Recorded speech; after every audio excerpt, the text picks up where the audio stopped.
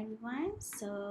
We continue with our new chapter, which is chapter 4 on digital processing of continuous time signal.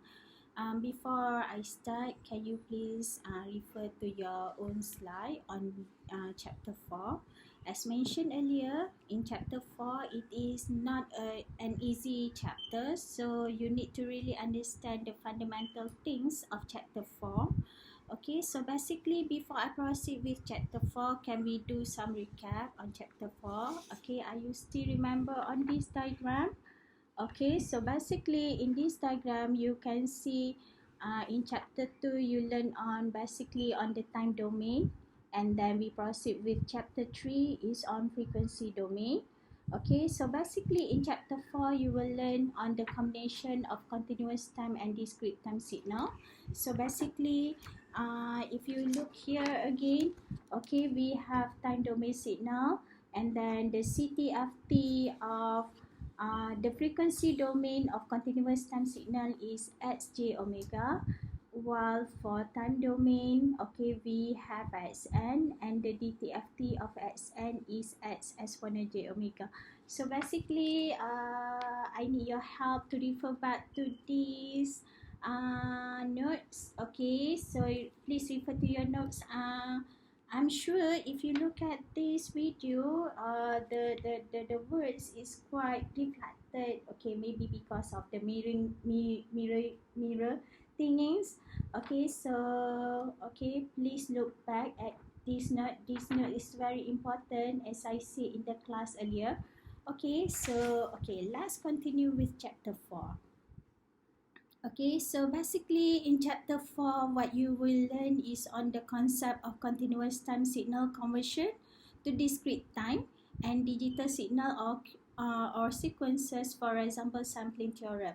Okay, I hope you still remember in your signal and system you learn on the sampling theorem. Okay, so basically sampling theorem is all about we want to look at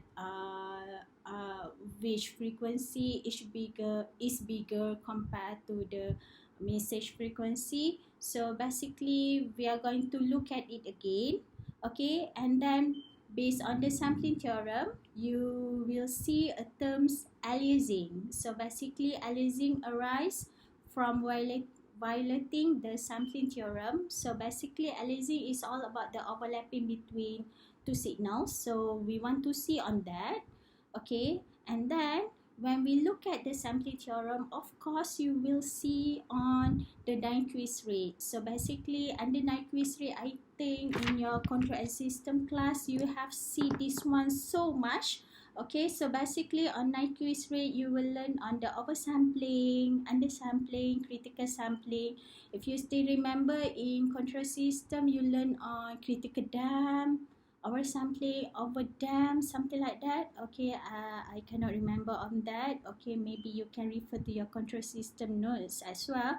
Okay, and then we look at the fourth points, the process of converting back to continuous analog signal.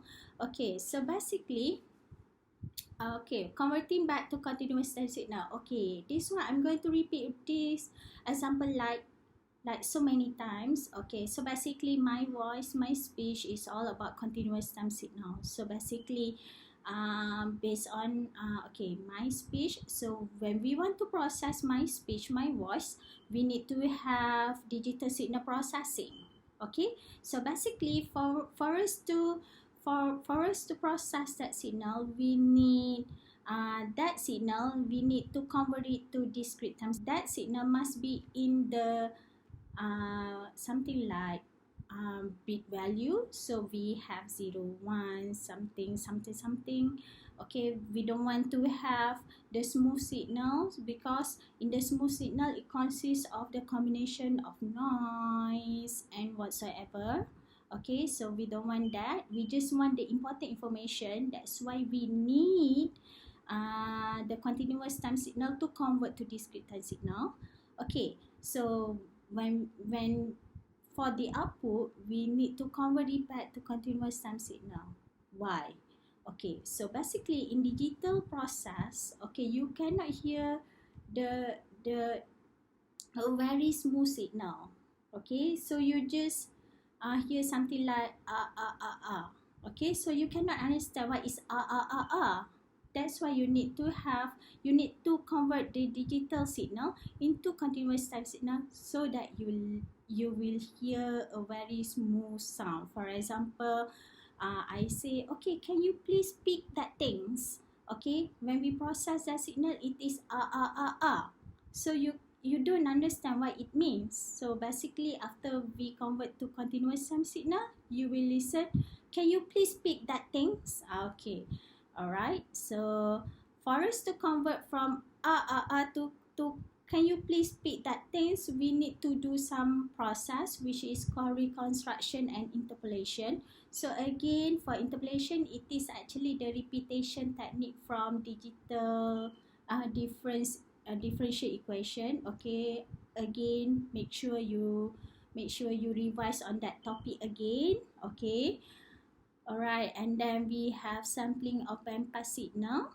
Okay, so as opposed to low pass signal. Okay, so basically, sampling of band pass signal as opposed to low pass signal. Okay, this is all about the filter type.